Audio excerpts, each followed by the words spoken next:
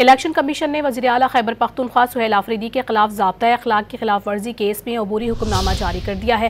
Election commission کے مطابق وزیر اعلیٰ خیبر پختونخوا کو ذاتی حیثیت میں پیش ہونے کے لیے نوٹس جاری کیا گیا تھا۔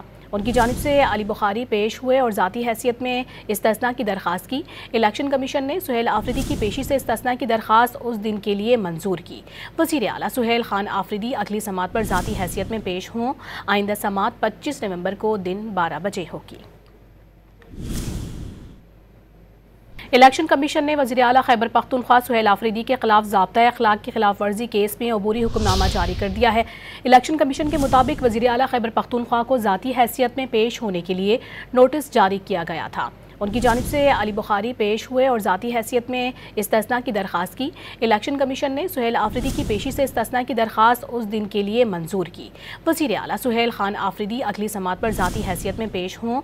آئندہ سماعت 25 نومبر کو دن 12 بجے ہوگی۔